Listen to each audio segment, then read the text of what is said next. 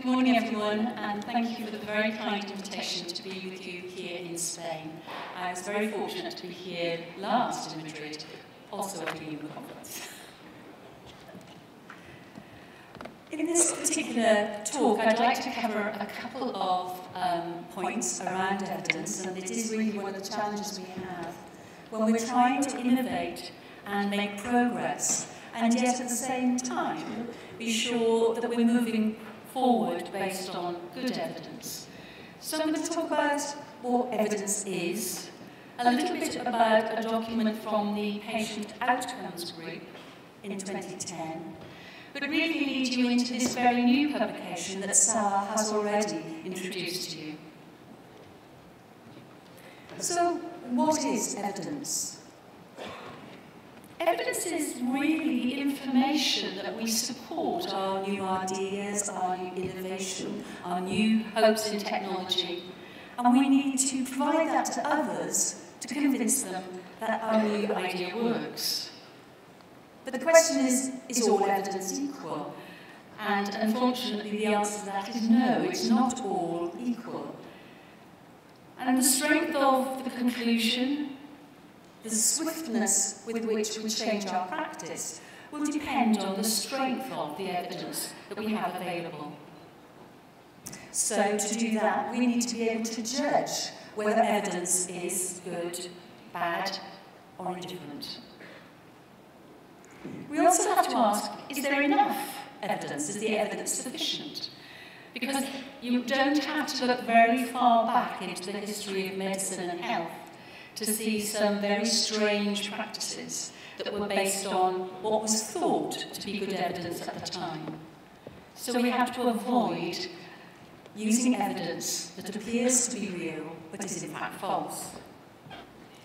And given the patient group that we work with, very complex patients, we will need a wide range of evidence to support interventions, particularly for those with hard-to-heal ulcers.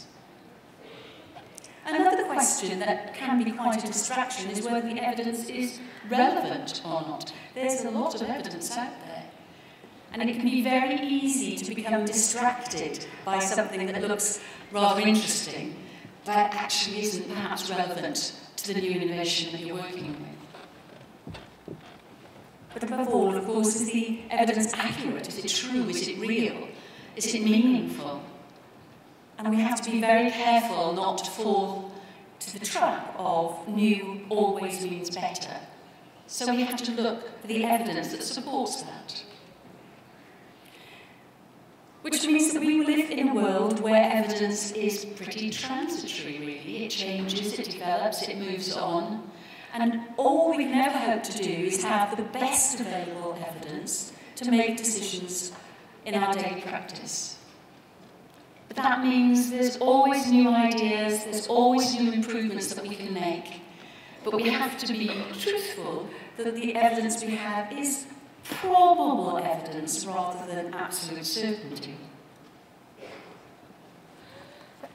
The difficulty with bad evidence is, of course, it can lead us down the wrong path. We can go the wrong way, we can spend a lot of money searching for answers that really aren't ever going to make a real difference.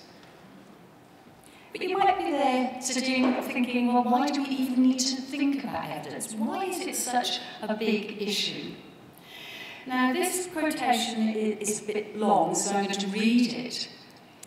It says, "The human understanding, when it has once adopted an opinion, draws all things else to support and agree with it.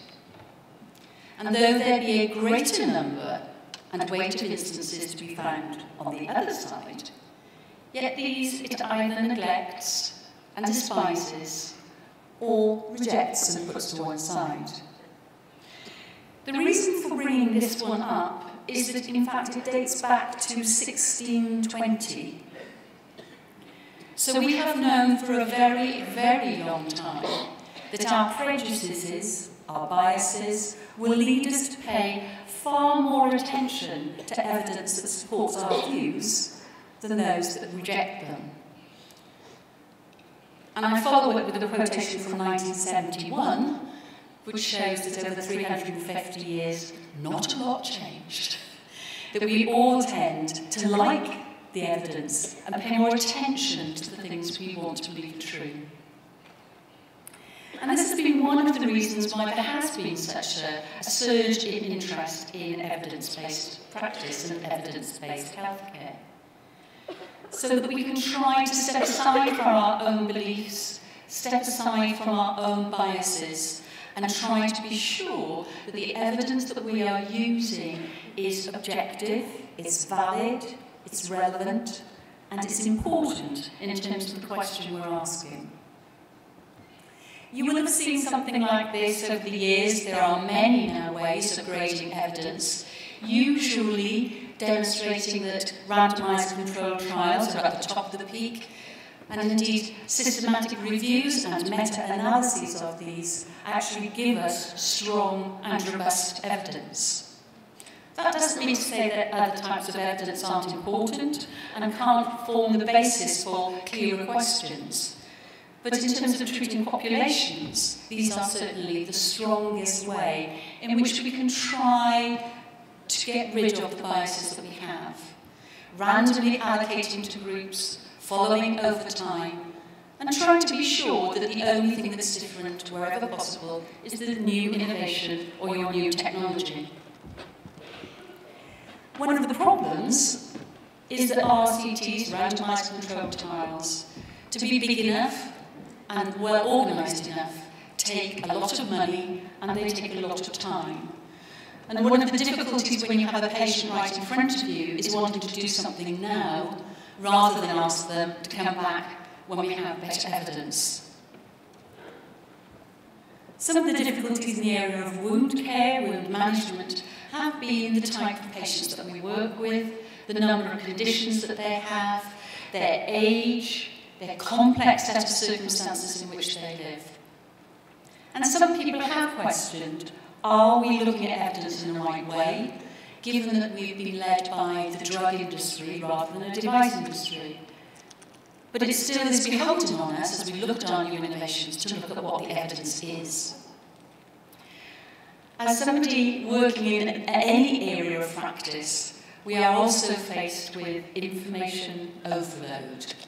I love this cartoon, which is from the British Medical Journal in their Christmas edition a few years ago, as it shows the amount of information that we now have to cope with. I'm not too sure why it's a man in every picture, but hey, you know, go with the flow. It really does show that to be on top of the evidence in any particular area, there is such a lot of doubt there. Getting rid of the noise, getting rid of the incorrect information is really a challenge. And therefore bringing them together in a systematic way is really important. Because most people want good evidence. They want evidence that's relevant to that person right in front of you that you're trying to help. But it's based on something robust, it's not just someone's opinion. But also you can get hold of it quickly enough to make decisions around the person that you are trying to treat. A few years ago, EWMA put together a patient outcomes group that worked on a document to look at whether there are things we could do together to improve the quality of the evidence that we are using in wound care. There was an editorial board, but there were a lot of people that contributed to this. And it produced a document that you can see here, and is still available on the EWMA website. It's quite a complex document, it's full of facts and figures, and so we thought we also needed to do something alongside it. The original document was to pull together discussions, views around good outcomes. Were we measuring the same thing? How are we looking at outcomes for our patients? Try to get a more consistent approach in terms of high quality in the studies we're doing, but also work with both clinicians and industry so that we can work together to get a robust knowledge base for new innovations. From this study, we reviewed a lot of literature and found 176 comparative studies, a wide range of articles, as you can see here. And we looked particularly at the level of robustness in the endpoints that we used, Were they reproducible? Were they just someone's opinion? Was there something that you could go back and check? And whether they'd defined those at the start of the study. This summarises the wide range of outcomes that we found. And I just want you to look at the last three, all of which were claimed to be wound healing. But studies sometimes talk about reduction rate, some about wound closure, and some about healing time. So it's quite difficult when you're trying to put evidence together on a new technology to know that you're comparing apples with apples or pears with pears. And so we decided that we would try to take this work to a new level, and we would look at some recommendations that are to help all of us try not to make the mistakes that so many of us have already made. To try and pull together ideas in a user-friendly document. It's not just for absolute novices, but I think that's where the main use will be. It's for all of us to stop and think about, oh, have I thought about that part of what I'm doing? So that we can all plan, conduct, and interpret studies in a similar way and really build the evidence base. We decided to look at leg ulcers first, and we also, as a European group, focused particularly on the EU directives and regulations. Here's the target audience that we're looking for. We've written it with hospital and community clinicians, nurses, doctors, any profession in mind, but also for those that may be working collaboratively with industry. It's very much a step-by-step approach, trying to highlight things that are good practice and warnings about, oh, don't go there. It's focused on two particular trial designs, the randomised controlled trial and cohort studies. And it follows the standard research process in terms of how it's organised. You're not expected to read this, so don't all start squinting. I just wanted to demonstrate that it isn't a big, long textbook. There's some prose, but it will be full of small examples like this, where we will refer you to existing ways of looking at evidence. There is no point in reinventing the wheel where so much good work has already been done. So there's lots of websites, lots of connections to existing documentation that should help. We've also got these little boxes with exclamation marks saying, these are the sorts of mistakes people can make. Try to avoid them. This will make the study so much better. Or little squares that actually identify, think about this, if you're going to go forward. Some of the examples are quite a lot longer, but they do cover a wide range of things, a wide range of documents, a wide range of planning steps that should be helpful. So the take-home messages from today really are that evidence is always the best we know at any one moment in time. To get stronger evidence, to be more robust, we need to make our studies strong, adequately powered, clearly defined endpoints, and work together in a way where we can all agree, for example, what standard care is. Even that is quite hard. We've tried to make it user-friendly, I hope it is, and it's meant to be a supported document so we can all work together.